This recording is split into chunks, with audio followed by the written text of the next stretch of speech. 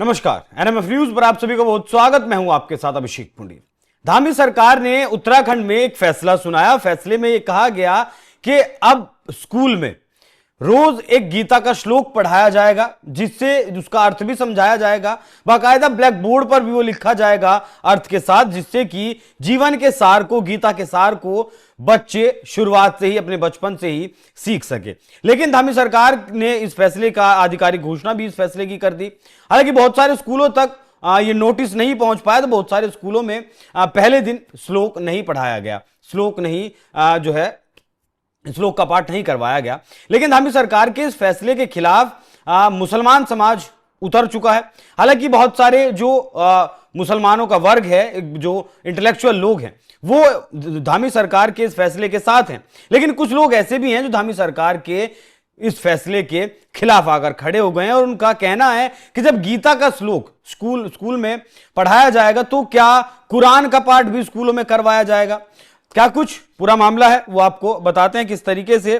देखिए, जिस तरीके से श्रीमद् भगवद गीता पढ़ाए जाने के आदेश का मुसलमानों के साथ साथ दूसरे समुदायों ने भी विरोध किया है। मुस्लिम समाज का यह कहना है कि उत्तराखंड की भारतीय जनता पार्टी की सरकार अपनी सियासी फायदे और बहुसंख्यक समुदाय को खुश करने के लिए इस तरह के कदम उठा रही। मतलब फैसला किस तरीके से लिया गया अपनी संस्कृति को बचाने के लिए, इस देश की जो संस्कृति है उसे किस तरीके से बच्चों के अंदर भीतर भरा जा सके, लेकिन इसे राजनीतिक मुद्दा बना दिया गया। धामी सरकार को मुस्लिम समाज ने चेतावनी दी कि जरूरत पड़ने पर संवैधानिक तरीके से वो इसके खिलाफ विरोध भी करेंगे। मुस्लिम समाज के लोगों ने कहा कि अगर उत्तराखंड के स्कूलों में भगवत गीता पढ़ाई जा सकती है, तो फिर राज्य के स्कूलों में कुरान पढ़ाने से क्या एतराज है। दूसरी तरफ उत्तराखंड मदरसा बोर्ड के जो प्रदेश अध्यक्ष हैं, मुफ्ती शमून काजमी ने सरकार के इस फैसले का स्वागत किया है, और उन्होंने कहा है कि उत्तराखंड के प्रगतिशील विकास की ओर एक महत्वपूर्ण ये कदम है। खुशी की बात है कि स्कूलों में पाठ्यक्रम के अंदर भगवत गीता पढ़ाई जाएगी। तो धामी सरकार का जो फैसला था, उसके खिलाफ उत्तराखंड के जो मुसलमान हैं वो दो धड़ों में बट गए हैं। एक धड़ा है जो धामी सरकार के इस फैसले के समर्थन में, और दूसरा धड़ा इस फैसले के खिलाफ आकर खड़ा हो गया है। लेकिन बड़ा सवाल यह है कि जो इस देश की संस्कृति है, राम से इस देश की संस्कृति चलती है, राम इस देश के कण कण में विराजमान है, और इस बात को मैं नहीं कह रहा हूं, उत्तराखंड के जो मुसलमान समाज के लोग हैं वो इस बात को मानते हैं। वो भगवत गीता के श्लोक पढ़ते हैं, भगवान राम को वो मानते हैं कि हां, भगवान राम से ही इस देश का जो अस्तित्व है वो भगवान राम से ही है। लेकिन कुछ लोग ऐसे हैं जो अपनी राजनीति चमकाने के लिए जो कट्टरपंथ का सहारा लेते हैं, कट्टरपंथ का साथ देते हैं, ऐसे लोग इस तरीके से इस फैसले का विरोध कर रहे हैं। बाकी जाते जाते देखिए, उत्तराखंड वक्फ बोर्ड के अध्यक्ष शादाब शम्स से जब मैंने खुद इस विषय पर बात की कि आप किस तरीके से इस फैसले को देखते हैं, और कुछ मुसलमान समाज के लोग इस फैसले का विरोध कर रहे हैं, तो उन्होंने क्या कुछ कहा था। समझेंगे कैसे सरकार ने इस फैसले की रूपरेखा तैयार की, क्यों यह फैसला लिया गया, क्या इसका फायदा होगा, क्या कुछ नुकसान तो शायद इसका नहीं है। सर, कैसे रूपरेखा इस फैसले की तैयार की गई, कब से इस पर सरकार काम कर रही थी, फायदा इससे क्या होगा? देखिए अभिषेक, युवा मुख्यमंत्री पुष्कर सिंह धामी जी जब से उन्होंने कमांड संभाली है इस प्रदेश की, मुझे लगता है देवभूमि उत्तराखंड, जिसके बारे में लगातार कहा जाता था कि देवभूमि उत्तराखंड 150 करोड़ सनातन प्रेमियों की आध्यात्मिक राजधानी है, वो कम से कम उसे आध्यात्मिक राजधानी बनाने की तरफ लगातार मेहनत कर रहे हैं। और मैं ये कहता हूँ कि अगर इस देश में विद्यालय के अंदर गीता का श्लोक नहीं पढ़ाया जाएगा देवभूमि उत्तराखंड में, कहाँ पढ़ाया जाएगा? क्या पाकिस्तान में पढ़ाया जाएगा, क्या चीन में पढ़ाया जाएगा, क्या अरब में पढ़ाया जाएगा, या अमेरिका और इंग्लैंड में पढ़ाया जाएगा? कहाँ पढ़ाया जाएगा? मेरी संस्कृति है, और बचपन से मैं कोविड में पढ़ा हूँ, एक इंग्लिश मीडियम स्कूल में पढ़ा हूँ मिशनरीज के। वहां सुबह जब क्लास स्टार्ट होती थी तो हम पढ़ते थे, father we thank you for the night and for the pleasant morning light, for rested food and loving care and all that make the world so fair, help us to do the things we should to be to others kind and good. तो वो father का मतलब क्या हुआ? Father किसे कह रहे हो? फादर ईश्वर को कह रहे हैं। तो अगर हम विदेशों की परंपराओं को, उनकी संस्कृति को भारत में पढ़ रहे हैं तो किसी को कोई ऑब्जेक्शन नहीं है। लेकिन अगर अपनी संस्कृति को क्योंकि मैं ये मानता हूं कि भगवान राम, भगवान श्री कृष्ण ये भारतीय संस्कृति का हिस्सा है, ये भारतीय संस्कृति का पार्ट है, और यही असली भारतीय संस्कृति है। तो अगर मेरे बच्चे दो श्लोक, एक श्लोक का अनुवाद पढ़ ले, तो इसमें मुझे लगता है इसमें कहीं से कहीं तक किसी को कोई दिक्कत नहीं होनी चाहिए। जब आपको फादर का नाम लेने में दिक्कत नहीं होती, जब आपको किसी और का नाम लेने में दिक्कत नहीं होती, भगवान श्री कृष्ण के श्लोक पढ़ने में क्या दिक्कत? कोई दिक्कत नहीं होनी चाहिए। हम सब भारतीय हैं, और भारतीय मुझे लगता है कि एक हमारा जो संस्कृति है, उस संस्कृति के बारे में सबको पता होना चाहिए। और मुझे नहीं लगता गीता की किसी श्लोक में कोई नेगेटिविटी है। लोगों को पॉजिटिविटी देने के लिए, लोगों को बेहतर शिक्षा देने के लिए, मैं अपनी संस्कृति, अपनी सभ्यता को बताने के लिए, समझाने के लिए, अगर गीता के श्लोक भी बच्चों को याद कराए जाएं और उसके अनुवाद के साथ याद कराया जाए, तो मुझे नहीं लगता कि कहीं से कहीं तक किसी को कोई परेशानी होनी चाहिए। अच्छा सर, आप भी इस्लाम में प्रैक्टिस करते हैं, बहुत सारे मुसलमान उत्तराखंड में और भी हैं, देश में भी हैं, इस फैसले का विरोध भी कर रहे हैं। अच्छा, विरोध इस बात को लेकर कर रहे हैं कि जब अगर गीता का श्लोक स्कूल में पढ़ाया जा सकता है तो फिर कुरान पढ़ाने में क्या दिक्कत है? मैं ये कह रहा हूं कि जिसकी समझ में नहीं आ रहा है वो विरोध कर रहा होगा। गीता का श्लोक, अगर उस श्लोक में आपको कोई, आपके खिलाफ कोई आपत्ति दिखती है, तब आप विरोध करते तो समझ में आता। मैं ये कह रहा हूं कि कहीं से कहीं तक हम भारतीय हैं, और मैं बार बार ये कहता हूं, मैं भारतीय मुसलमान हूं। मैं अपनी संस्कृति, अपने मजहब से प्यार करता हूं, लेकिन मैं अपनी संस्कृति से भी प्यार करता हूं। ये दोनों मेरी माँ है, और मैं ये मानता हूं कि एक माँ को छोड़कर सिर्फ दूसरी माँ के पास आप बैठे रहें, ये तो मुमकिन नहीं है। हर व्यक्ति को अपनी संस्कृति पे अभिमान होता है। अरब को अरब की संस्कृति पे अभिमान है, अंग्रेज को अंग्रेजी पे अभिमान है, अपने कल्चर पे अभिमान है, वेस्टर्न कल्चर पे अभिमान है। चीन को अपनी सभ्यता और अपने कल्चर पे अभिमान है, यूनान को अपने कल्चर पे था, मिस्र को अपने कल्चर पे। तो भारतीय संस्कृति पे अगर भारत के लोगों को अभिमान नहीं होगा तो किसको होगा? और हम लगातार अपने संस्कृति का विरोध करते करते, राजनीतिक विरोध में हमें यह नहीं पता होता कि हम भारत का विरोध करने लगे हैं, हम अपनी संस्कृति का विरोध करने लगे हैं। हम राजनीतिक विरोध करें, वो अपनी जगह है, लेकिन अपनी संस्कृति, अपनी सभ्यता का विरोध न करें। ऐसा कर कर कहीं ना कहीं आप अपनी संस्कृति का विरोध करते हैं, भारतीयता का विरोध करते हैं। और मुझे लगता है कि दुश्मन, जितने भी समाज के दुश्मन हैं या देश के दुश्मन हैं, उनको ये चीजें बहुत फील गुड फैक्टर देती। सर, मैं आपके मुंह से सुनना चाहता हूं कि इस देश की संस्कृति क्या है, क्योंकि जो बात आप बोलेंगे उसका प्रभाव ज्यादा पड़ेगा। देखिए, इस देश की संस्कृति श्री राम है, इस देश की संस्कृति श्री कृष्ण है।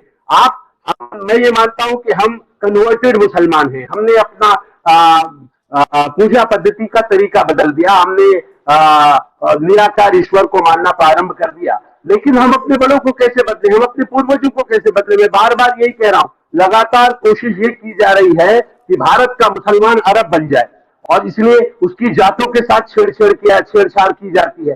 जो हिंदुस्तान में जो जुलाहा है, उसको अंसार कहना, कबीला कहना शुरू कर दिया। भाई, यहां से जुलाहा कभी अरब गया नहीं, अंसार कबीला कभी यहाँ आया नहीं, हम अंसार कहां से हो गए?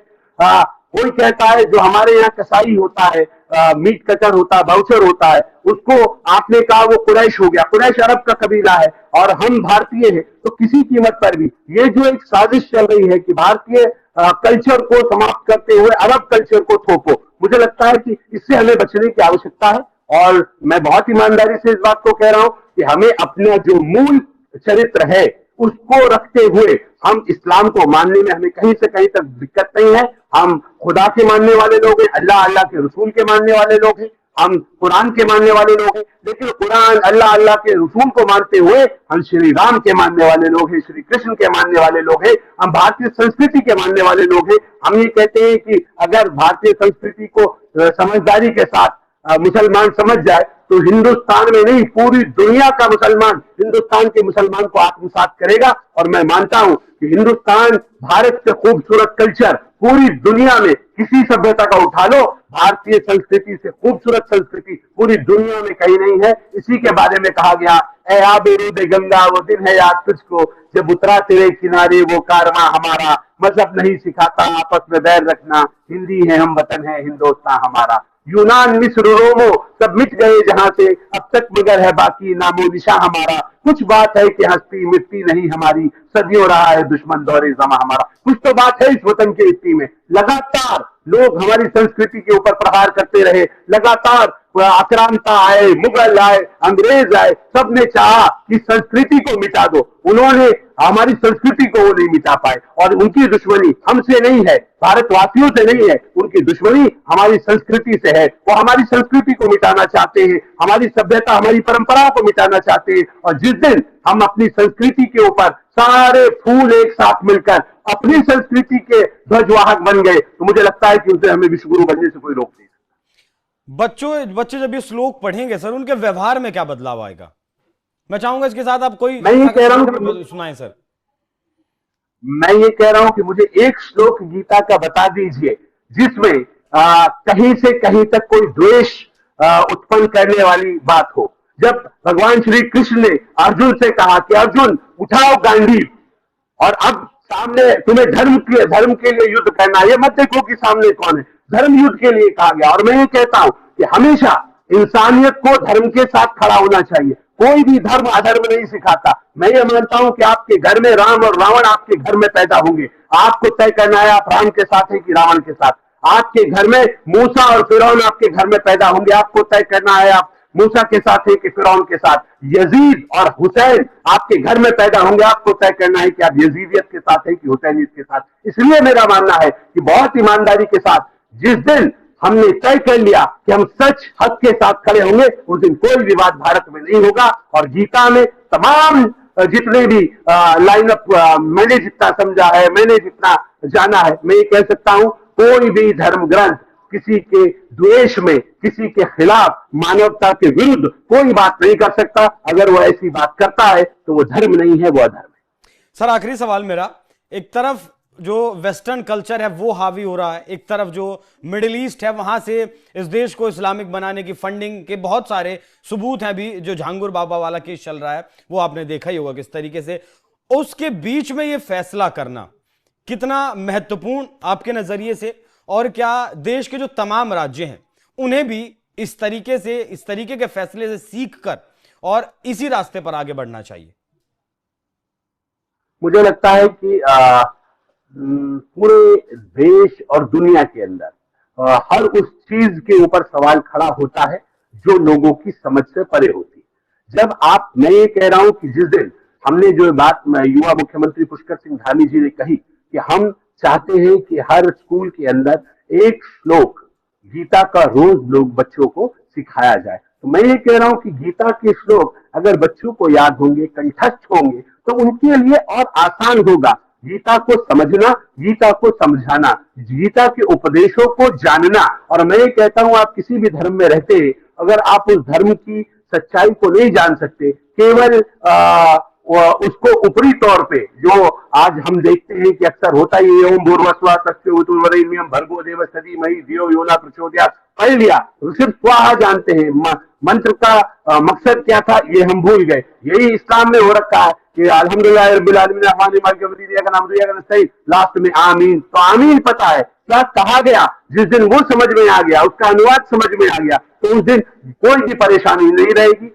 हर धर्म में बार बार इस बात को कह रहा हूं, जितना मैं सनातन को समझा हूं, जितना मैं वेदों और पुराणों से जान पाया हूं, क्योंकि हमारा कल्चर एक है, मैं ये कह सकता हूं कहीं से कहीं तक किसी के खिलाफ कोई षड्यंत्र नहीं होता, किसी के विरुद्ध कोई बात नहीं होती। हम तो वसुधैव कुटुंबकम के मानने वाले हैं, पूरी वसुधा को अपना परिवार मानते हैं। और मुझे लगता है सर्वे भवन्तु सुखिना सर्वे सन्तु निरामया, जब आप इस सोच के साथ आगे बढ़ते हैं तो फिर कहीं से कहीं तक किसी को कोई दिक्कत नहीं।